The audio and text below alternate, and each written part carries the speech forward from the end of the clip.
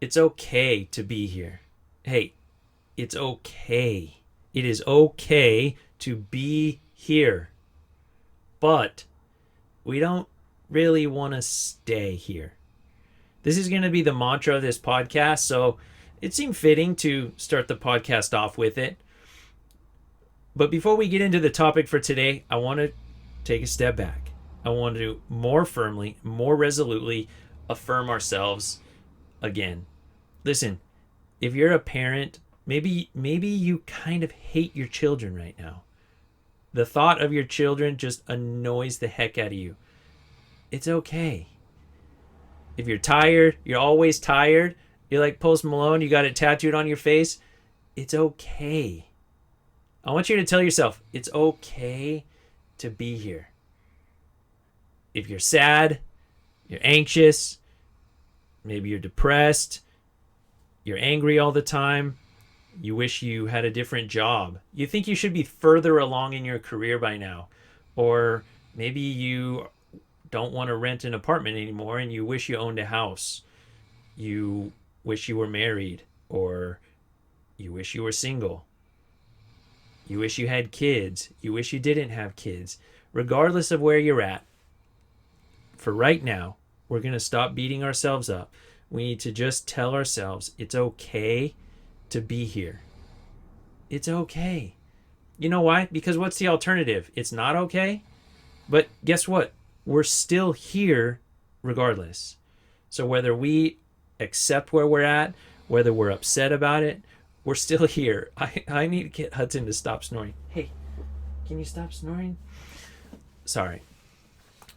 So let's accept where we're at. The beauty of this mantra is built into the it's okay to be here part. The implicit subtext is that when I say it's okay to be here, I know where here is. In other words, when I say that, it implies that I have an awareness of where I'm at. And that's super important. We need to know where we're at. And the more explicit part of it is that I accept it.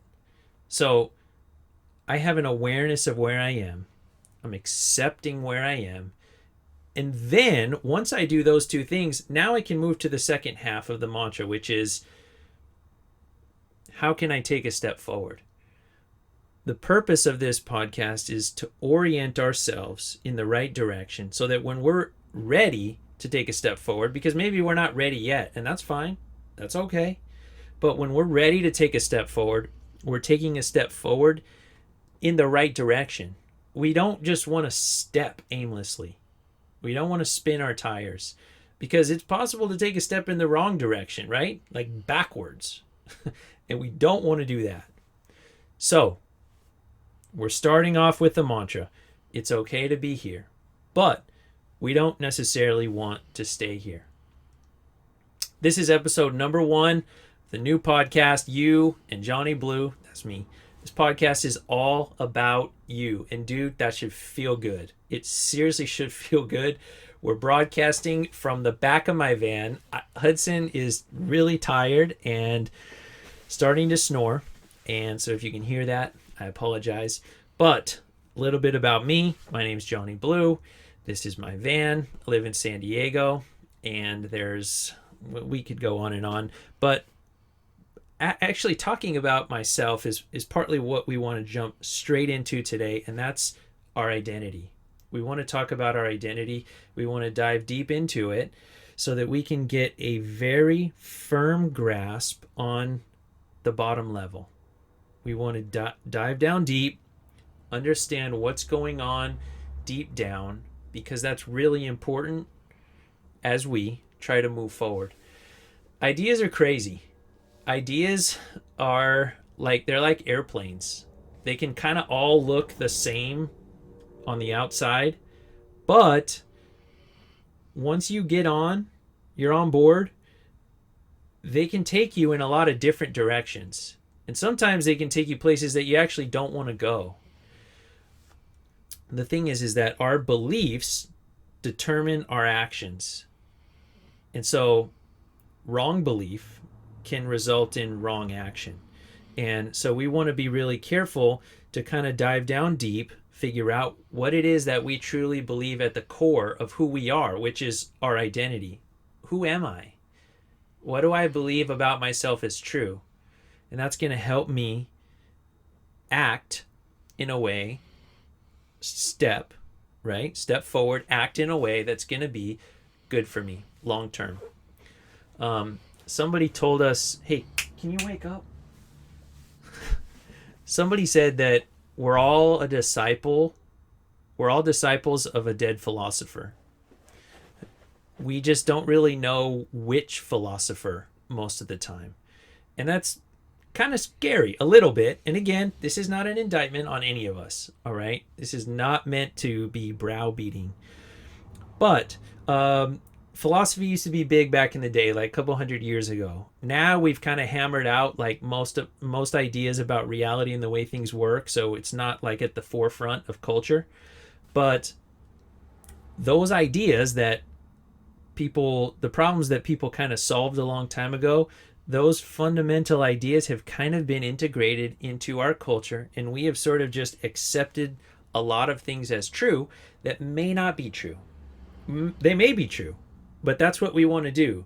Those things refer to ourselves, the way I engage with reality, and all these things we need to be aware of, we need to examine, because some of these ideas can take us to pretty weird places. Like Immanuel Kant was a philosopher in the 1700s, 1760, something like that. And this dude, this is real, okay? He had this idea about morality and these things he called moral imperatives. And his whole idea was that he came up with this thing called the crazed murderer scenario. This is a real thing, all right? I'll let you decide. I'll let you decide about it. His whole thing was this. This is how ideas can seem normal at first and go to a weird place. Like his idea was that to be morally virtuous or upright, there are certain things you always had to do. Like, for instance, telling the truth. You should always tell the truth in every situation.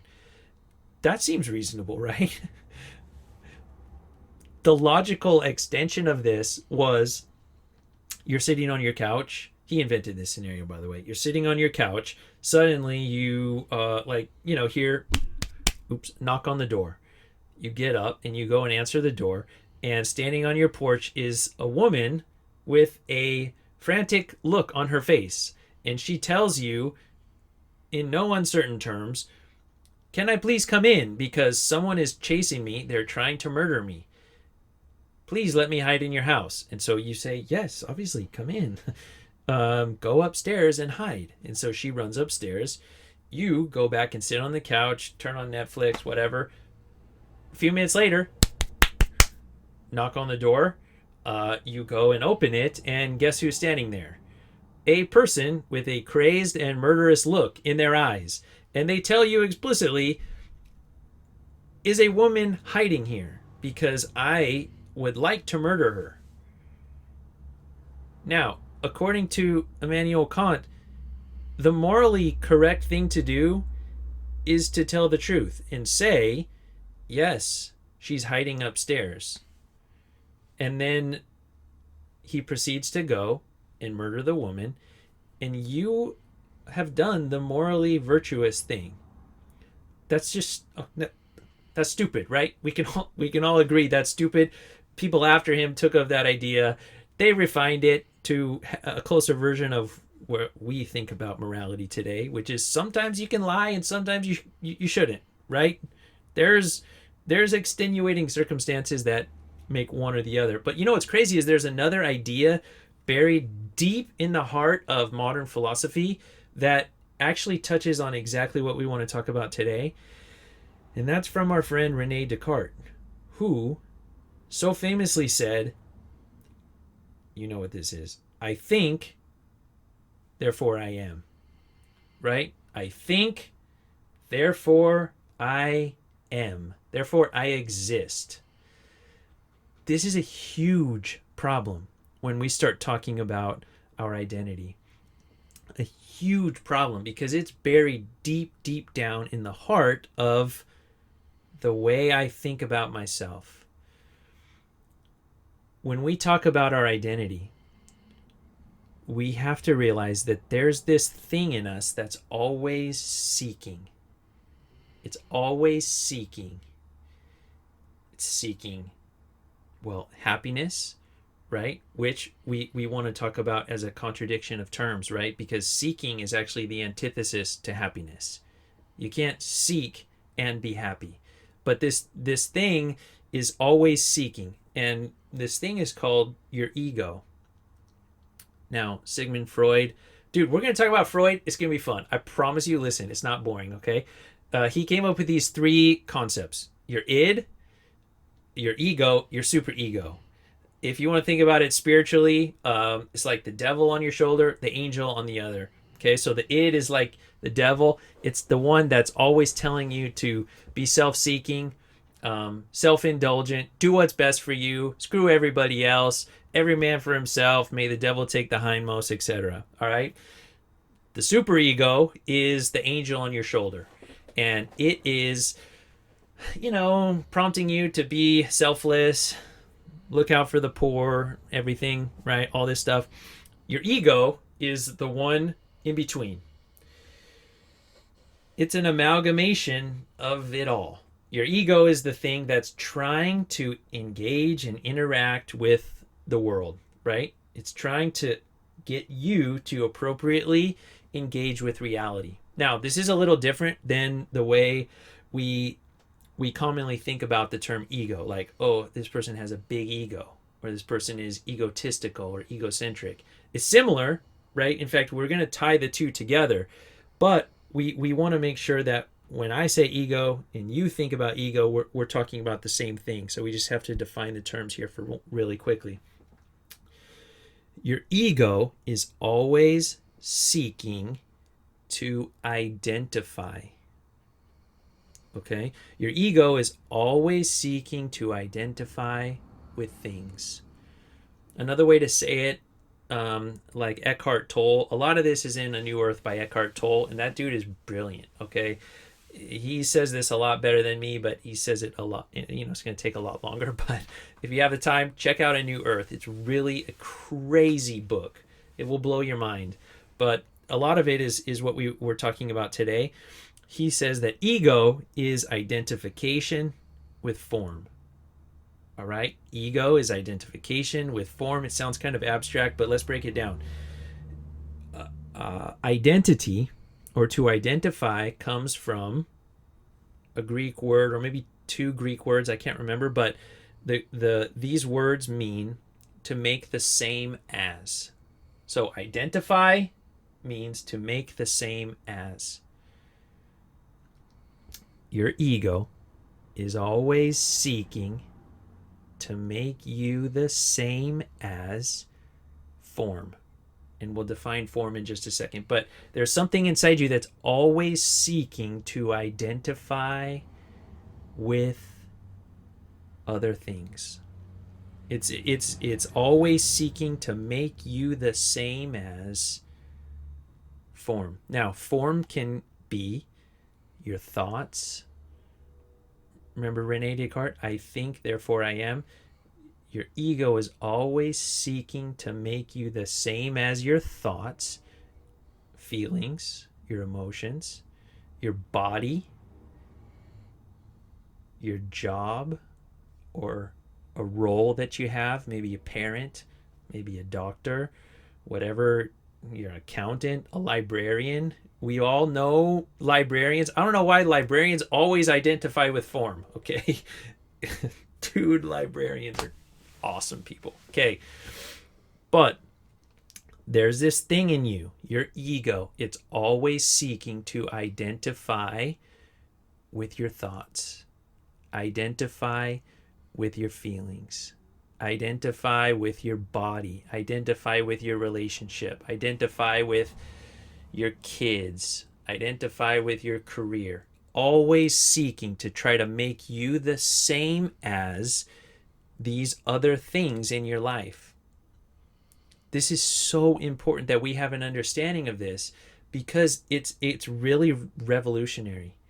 There's this thing in you that's always seeking to make you the same as to always view yourself as the same as these other things. What does it look like to identify with your thoughts? Well, we're creatures of story, right? We feed off of stories. And our thoughts are crazy. In fact, I'm not even going to get too much into our thoughts, because our thoughts and emotions are going to be the topic of the second episode of this podcast. We could go down the rabbit hole, and I don't want to do that. I want to speak more broadly about the topic of identity today. We'll dive down into this super fun part, okay? It's going to be so fun, dude. Oh my gosh, I know you're really excited. Okay. Okay, we're not going too deep though, right? This is not deep, and this is not boring. If you're still there, I'm probably talking only to my mom at this point. So, hi Mom, appreciate you. I have a YouTube channel and a few videos on there. I swear that half the views are from my mom. I think she just leaves it running in the background just to generate more views for me. Very supportive. Grateful for you, Mom. And that's why I'm trying not to swear too, honestly. If I do swear, I apologize, but especially to my mom, she doesn't like it. But swearing's honestly important. I really believe that. Swearing is an important part of language. I read this book on the etymology of swear words. And, okay, let's not go there either. Ego. Identity. We're staying on the topic. We're going to hit it hard. We're not going to dive too much into thoughts. But people say, I think, right? I think this, I think that. The reality is that thoughts happen to us more than we direct them. Our thoughts are like breathing, right? It just kind of happens on its own. Unless you stop and consciously focus on it, you can control it. But like, that's 1% of the time. Most of the time, it's just going on its own. And we have this incessant stream of consciousness in our head. Just, don't let me say that. It's not an incessant stream of consciousness, because consciousness is something different. We want to define things clearly here and not confuse our terms. We have this incessant barrage of thoughts. They just flow and they just happen. Sometimes we're aware of them. Most of the time we're not. But our thoughts come in the form of stories. And we're constantly telling ourselves stories. Emotionally compelling stories. Stories based on our anxieties and our fears. The things we're self-conscious about. And we often make ourselves the same as these stories. Now, when we talk about making ourselves the same as something, we're not only talking about making myself the same as my thought, but we're talking about making the thought the same as me. And I'm alive. I have power. I'm a powerful being. And the things that when I identify with a feeling, it makes the feeling really powerful. When I identify with a thought, like, it gives it life. And when I identify with a story that my mind has randomly generated, although it's not random, right? Because our thoughts are built through a structure of our past experiences. And so if I've had negative past experiences in relationships, and now I'm entering into a potential relationship with somebody, I'm going to have thoughts that are built on and viewed through a lens of my past experiences. So I'm now talking with this person, and these thoughts are coming into my mind in the form of a story. And if I don't understand what's happening, and I identify with these thoughts and I make them real in my mind, I give them life. We're going to talk next episode how that actually creates our emotions. It's kind of gnarly, but really cool to understand. Now, I feel like I have a fairly firm grasp on these things, and my life is still the same. I mean, I still have problems. It's not like I'm enlightened. But it's helping me. I'm on a journey too, and it's helping me to grow. It's helping me to view my life differently, to become more aware of where I am, to accept where I am, and it's helping me orient myself in a way that's going to allow me to take a positive step forward. So that's kind of what I'm hoping to do together here in this community. But our emotions, so we're talking about our thoughts, we talk about our emotions. We've all seen people identify with emotions. Have you ever felt an emotion and it became so overwhelming that you're almost like, I can't deal with this. This is gnarly. Like, and we see this all the time with like road rage. People road rage. How could somebody care that much? And the reality is it's only because they've identified with that emotion. Anger, right? And we know that anger is just thwarted wanting. So maybe you want to go fast, somebody thwarts that by cutting you off or whatever, and so you feel angry. And that, well, first, a story is told in your head that makes you angry. You become angry, you identify with it, and the thing takes over, right? Like an airplane. You're on it now, and it's taking you. Like, you bought in, dude, and you're all in. Let's see where it goes, right? And usually doesn't end up in a good place. Another thing that we identify with are roles. And this one's hard because we often have a lot of roles, and they're roles that are meaningful, like being a parent.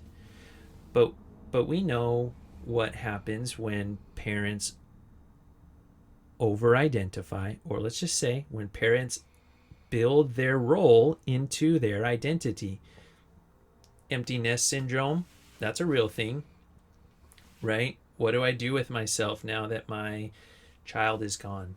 Or maybe now that my child is still in the house, but they don't listen to me anymore.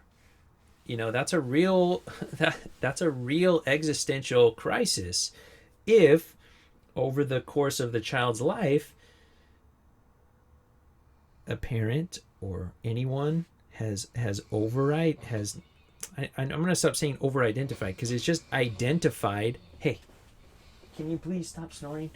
Has identified with form, has made themselves the same as their role, which is being a parent. This happens with celebrities a lot. And being a celebrity is hard. I really don't wish it. not talking as if I am one. I would not wish that on anybody based off of what I've seen. And I don't have a ton of experience hanging out with celebrities, but my friend knows this girl who went on The Bachelor, actually. And we went out with them one night to this bar, and in being around this girl, my heart went out to her. I felt so bad for her. And she seemed like a really nice person. Sorry, my camera has a limit on how long it will record before it starts over.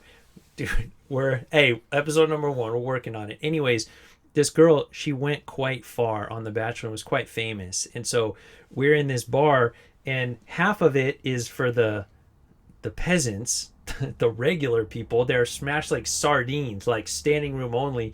And then on our side, we had this whole VIP section corded off, and it was like couches, and there was only like 10 of us, like in half the bar. And there was like a bouncer standing there, and it was wild because everybody who's standing over there is looking over at us, but more particularly at her because they know who she is.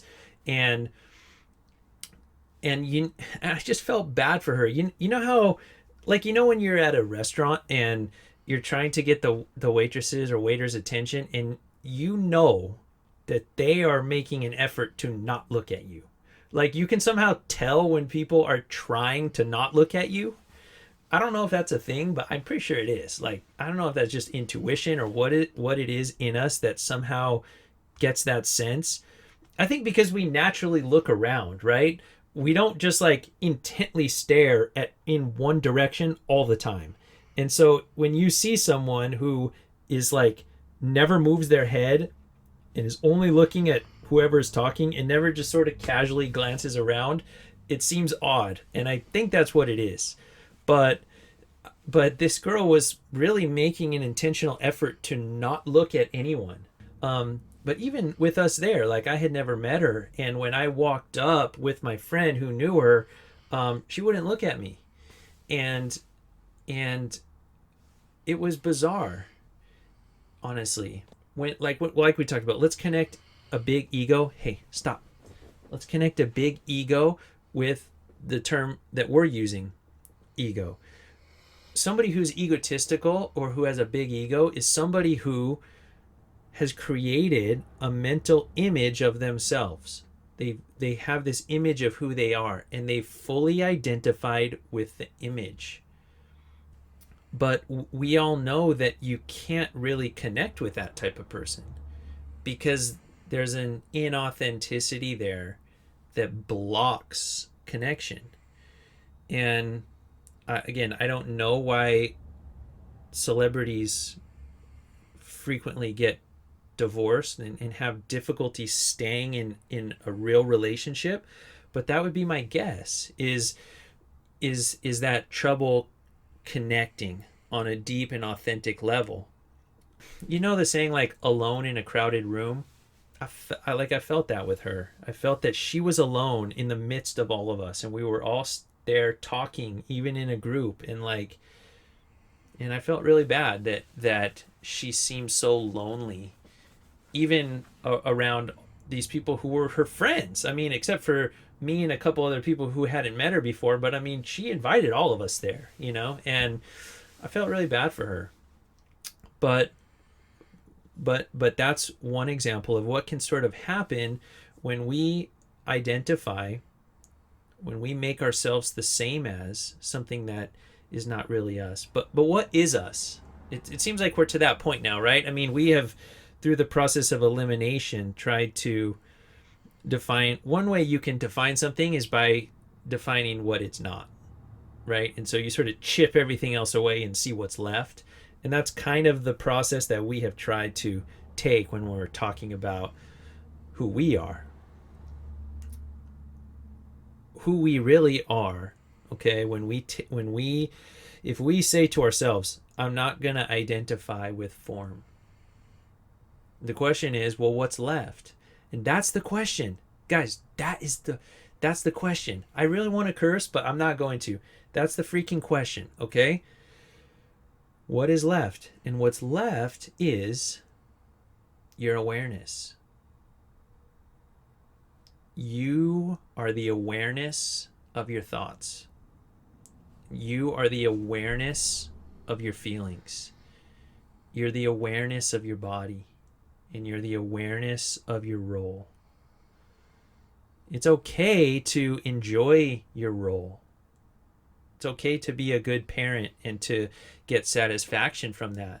That doesn't mean that, Eastern philosophy has taken this to the extreme, right? The monk that goes and lives at the top of the mountain and eats like a lump of barley wheat, and that's it, right? It's all about self-denial. It's all about, and that's kind of, when we start hearing this type of language, we associate it with the extreme. And I get that.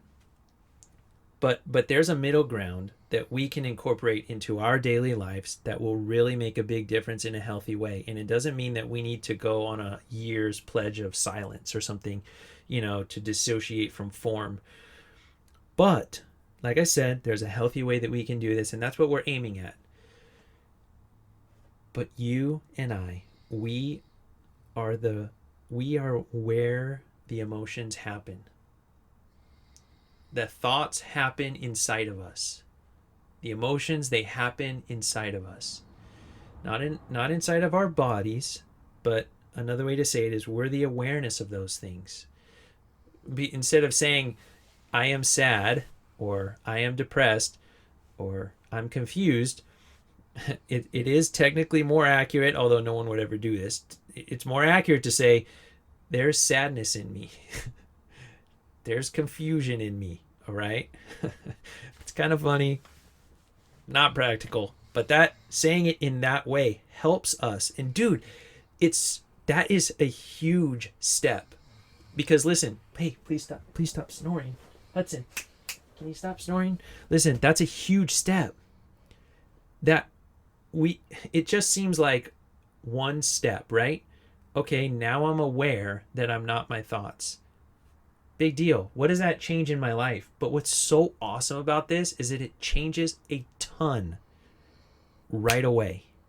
It changes a lot right away because our consciousness, our awareness, like we said, we're powerful beings. And our consciousness is like a spotlight. And what we shine our, this sounds corny, but what we shine our light on, what we consciously choose to focus on, it changes through the very power of our mental, how can I say this without it sounding dumb? It's like when you put something in a microwave, right? What happens to that substance? Let's say you take some pizza out of the fridge, right? What's happened is that the molecular structures in the pizza aren't moving very much. And if it's frozen, they're not moving at all. Okay, so it's by degrees. The more it heats up, so you put it in the microwave, you press 1 minute, energy is infused into the molecules of the pizza, and the molecules start moving. They start moving. They start bouncing off one another. And as that happens, the pizza heats up. It becomes more pliable. Now you take it out and it's like super limp, right? It's because there's energy now in the molecules and they're moving all around. What's crazy is that our consciousness, our awareness, and our focus is like that.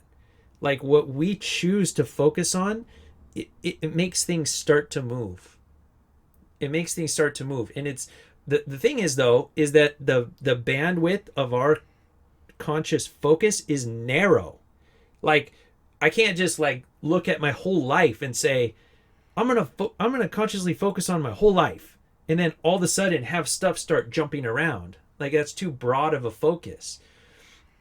But look at human achievement. Like look at human accomplishments. We can accomplish like some pretty fucking crazy stuff, and it's all because of the power of our conscious determination and focus. That when we say like, I'm going to do this one thing, forget everything else. Like I'm going to do this one thing. It happens. Like we infuse energy into this and stuff starts moving. And that's what happens with our awareness. Only awareness.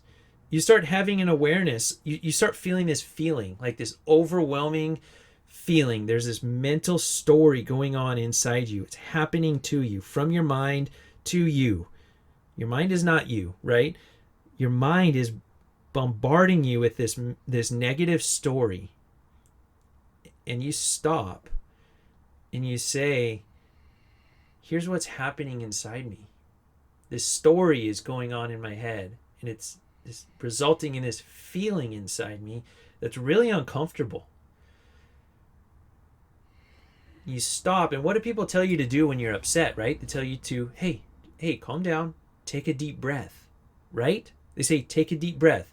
You know why? It's because our breath is formless. So our breath is something that has no form. And so when you consciously focus on your breath, what it does is it immediately grounds you into the present moment, into presence. And there's power in that, right? Because it all of a sudden, like, things just sort of like become less severe, right? Why is it that when you're super agitated and upset and you go, oh, okay, and you stop and you consciously focus on your breath, it centers you to be more aligned with who you really are, right? Because you're identifying now with your breath, really, and your breath is formless, which is a safe place to identify. It's okay to identify with your breath. It's happening in you. It's happening in a way to you, but there's no form. And so it's incredibly powerful to stop. And when you breathe, what happens to the anxiety, to the fear? It's still there, but it loses its power, right? You're separating yourself from this emotion. You're taking the life from the emotion back into the center of who you are, into the present moment. And that's super powerful, really encouraging place for us to stop. There's a lot more that we want to talk about, but we're going to stop there today, because in the next episode we want to talk about our thoughts. We want to talk about our emotions and how our thoughts contribute to our emotions, and then our emotions go back to stimulate more thought. It's a really important cycle that we understand. Talking about it helps me to understand it better, because I'm still trying to get a firm grasp on it myself. But this is really good. We want to just finish off to summarize quickly what we talked about. We talked about how there's this thing in us that's always seeking, right? The ego. And the ego wants to want. The ego wants to want more than it wants to have. And we've all felt that, right? We've all felt you really are wanting something, and then you get it, and what happens? It doesn't satisfy. You want now the next thing. This ego in you is always seeking, which is not going to lead to happiness, right? Because seeking and happiness cannot coexist. But it's always seeking, always seeking.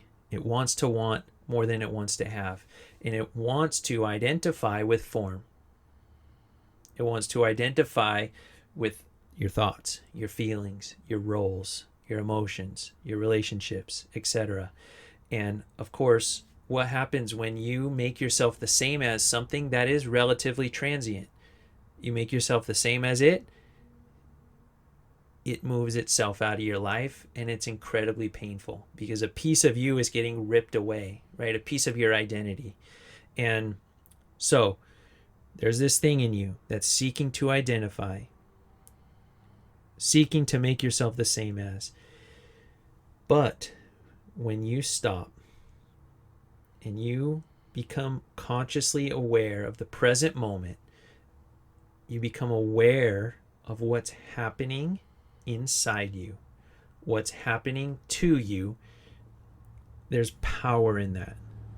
There's real power in that, because it takes the power from the things that you're being driven to identify with. It takes the power from those things, because you realize that those things are transient. The thoughts come and go. The feelings come and go. The present moment is where that power can stay. Breathing is one way that can encourage that as a practice, right? Encourage you to be more consciously aware, consciously focus on what's happening in the present moment, rooting you in the present. And even though we're using some language that maybe you're uncomfortable with it, maybe you're super comfortable with it, this is not necessarily spiritual language, although it can be. All right. And a lot of these things, I'm not sure what your spiritual tradition is, but if you believe in the Bible, this stuff is all throughout the Bible. This is more traditionally talked about in Eastern philosophy and Eastern spirituality, but there's levels at which the things agree. And even though at the more superficial levels, Christianity and Eastern philosophy and spirituality don't see eye to eye, you start going deeper. And the deeper you go, the more things start to align. And you realize, whoa, there's actually some interesting similarities. Maybe you're comfortable with that. Maybe you're not. I'll leave that up to you. That's a topic for another day. But we're going to end here. Guys, if you're still here, thanks for following along. Appreciate you. I'm grateful for you. On my website, johnnyblue.com, we'll have all these podcast episodes, as well as the link to the Instagram page for this podcast, my Instagram page and YouTube channel. If you haven't, please follow along. Thank you for being a part of this community. I love you guys. Catch you on the flip side.